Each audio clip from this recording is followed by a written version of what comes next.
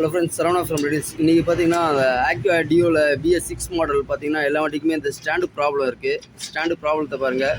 ஒரு வண்டியில் வந்து இந்த ரிவீட் உடஞ்சிடும். ஓகேங்களா? இந்த வந்து ஸ்ட்ரக் ஆகிடும். அப்படியே ஸ்ட்ரக் ஆனது வந்து ஃப்ரீ பண்ணணும். நம்ம ஃப்ரீ பண்ணால் தான் ஸ்டாண்டு யூஸ் பண்ண முடியும்.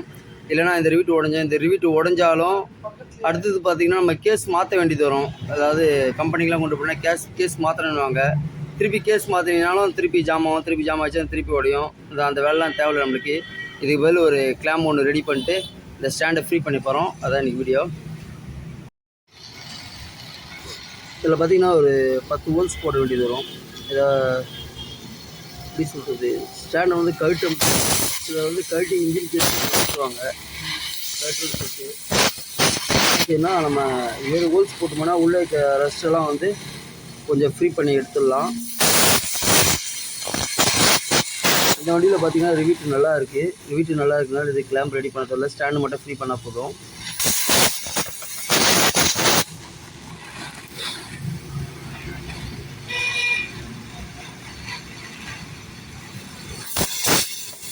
இந்த வண்டி பார்த்தீங்கன்னா BS6 வந்து நிறைய வண்டி, மேக்ஸிமம் நானே ஒரு 60 வண்டி 70 வண்டி கிட்ட பண்ணியிருப்பேன் இந்த ஸ்டாண்டு ப்ராப்ளத்தை மட்டும். அதே போல் நம்ம ரெடி பண்ணோம்னா நீங்கள் ரெகுலராக யூஸ் பண்ணணும். சென்டர் ஸ்டாண்டு திருப்பி யூஸ் பண்ணினா திருப்பி ஜாம் ஆகும். ஆனால் ஜாம் ஆனாலும் பிரச்சனை இல்லை. இந்த ஹோல்ஸ் இருக்கிறதுனால அடுத்து நம்ம ஆயில் மட்டும் விட்டு ஃப்ரீ பண்ணிக்கலாம்.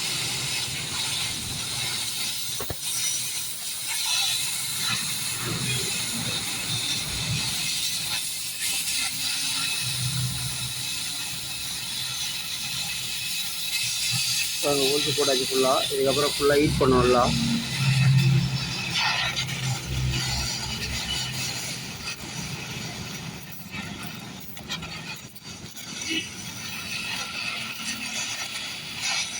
நிறைய பேர் ஸ்டாண்டு வரலன்னு சொல்லிட்டு இன்ஜின் பேசி அடித்து உடச்சிடுவாங்க. ஆயிலெலாம் ஊற்றிடும். எம்சில் போட்டு வச்சுருப்பாங்க. நெட்டில் ஃபுல்லாக நல்லா ஹீட் பண்ணோம்னா ஃப்ரீ ஆகும்.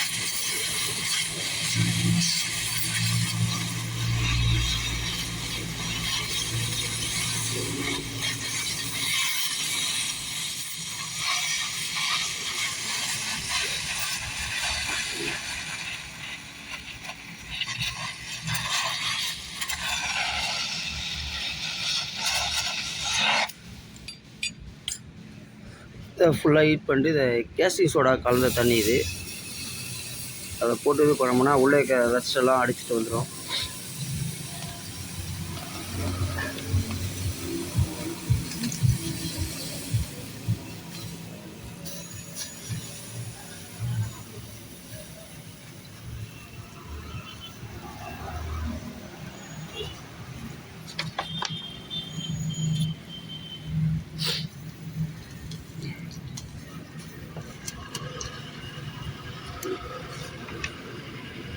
தண்ணி கையில் படாத அளவுக்கு பார்த்துங்க. கையில் பட்டுச்சுன்னா கொஞ்சம் லைட்டாக கொப்பளம் வந்துடும்.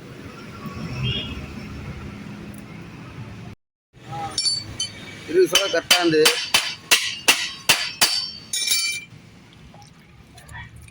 கீழே பாருங்கள். ரெஸ்ட்டு பாருங்கள், கருப்பாக தண்ணி வருது பாருங்கள். அது ஃபுல்லாகவே இது உள்ள இந்த ரெஸ்ட்டு தான். அந்த ரெஸ்ட்டுனால தான் ஸ்டாண்டு ஜாம் ஆனது. நம்ம அதை வந்து ஃபுல்லாக ஃப்ரீ பண்ணோம். ஃப்ரீ பண்ணால் உங்களுக்கு ஸ்டாண்டு ஃப்ரீ ஆகிடும். ஆமாம், இந்த ஹோல்ஸ்னால பாருங்கள் ஃபுல்லாக பக்காவாக ஃப்ரீ ஆகிடுது. ரஸ்ட்டு தான், ரஸ்ட் அடிச்சுக்கிறதுனால பாருங்கள் எவ்வளோ டஸ்ட்டு வந்துட்டு உள்ள தெரிஞ்சுங்களா. கீழே எவ்வளோ கருப்பாக வருது பாருங்கள். அது ஃபுல்லாக ரஸ்ட் அந்த ப்ராப்ளமே. இன்றைக்கி மட்டும் நீங்கள் 4வது வண்டி. நீங்கள் காலையில் ஒரு ஒரு வண்டி பண்ணிகிட்டு இருந்தேன்னா இதோ ஒரு டியோ நிற்கிது பாருங்கள். அந்த டியோ இந்த ப்ராப்ளம் தான்.